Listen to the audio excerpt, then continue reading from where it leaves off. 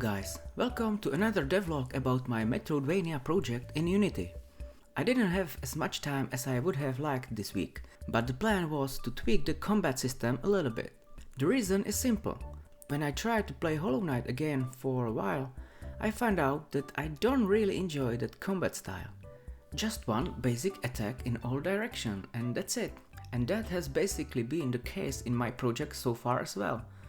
I know that over time the player gains spells and other attacks, but at the beginning it's just boring in my opinion.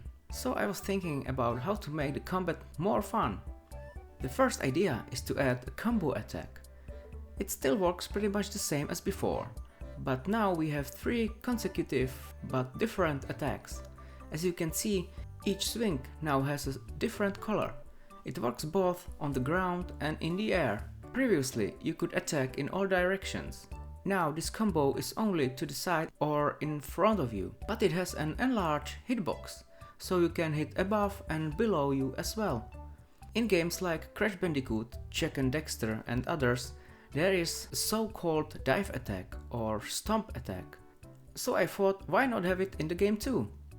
If you now hold the arrow down while attacking in the air, the character will quickly head to the ground and hit everything in its path.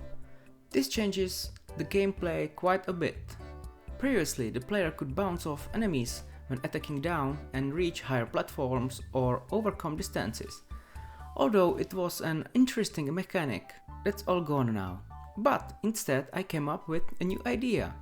When attacking in mid-air, the player will not fall down, but will remain in the air as long as he performs the combo. And if he also hits the enemy, then in theory he can perform the combo as long as he hits him. Or he can also use it with dash, so he can attack 3 times, then dash and attack 3 times again. Another option is to use the dive attack or wall jump after 3 attacks, and so on and so on. There are actually countless options now. So when the player attacks down in the air, a dive attack is done. But what happens when the player presses the down arrow on the ground? Well, the idea is that there will be some special attack that will be wider and stronger than the normal attack, so it will be able to hit more enemies at once.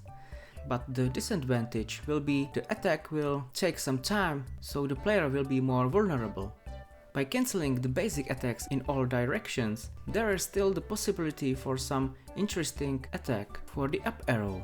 I don't have one yet, but I'll definitely come up with something in the future. Or if you have any good ideas, feel free to write in the comments. If you saw my first video, I was showing the new input system. And there you may have noticed that there was also an action for the whirlwind attack. From the very beginning, the plan was to do more attacks and this one was supposed to be a charging one. So the next step was to make the attack charge while holding the button, but at the same time the basic attack that is on the same button does not start. This required a bit more thinking and playing around with the input system. But in the end it worked. When you hold the button for at least half a second, it will start charging, and as soon as you release the button, an attack will be performed, which will be strong depending on how long you held the button.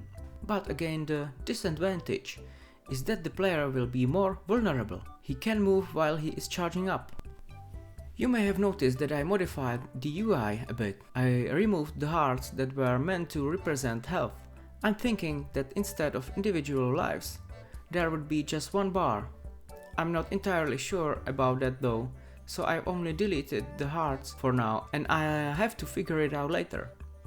There are also 3 slots that will display weapons or items that you can use. That's right, there will be more weapons in the game. At this point we have a sword and a bow. The sword is for all the previous attacks we have already seen, and the bow, as usual, will shoot arrows. But shooting will be limited to 3 shots and will be replenished over time, similar to how it's in Dead Cells if you know it. Every 2 seconds or so, 1 shot will be added.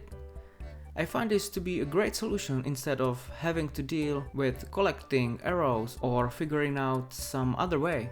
And at the same time, it will limit the player so that he does not simply solve everything with shooting from distance, but he is forced to use a melee attack. I spent some time converting the project Universal Render Pipeline. It's a pretty useful thing in some ways, to be honest. You can use a shader graph with that, or for example 2D lights. And it was the lights that I wanted to implement in the game. So I tried, adjust and play with all possible settings. But I have to say that I was not satisfied at all. I guess I'm old school, but since I'm making a pixel art game, somehow I didn't like the lights and shadows at all. So I ended up reverting the game back to the normal default render pipeline, and it will probably stay that way. But let me know what you guys think, if it's a good idea or not. And that's it for today's devlog. I hope you enjoyed it. Please subscribe to the channel if you would like to see more videos. Thanks for your support and see you next time. Bye!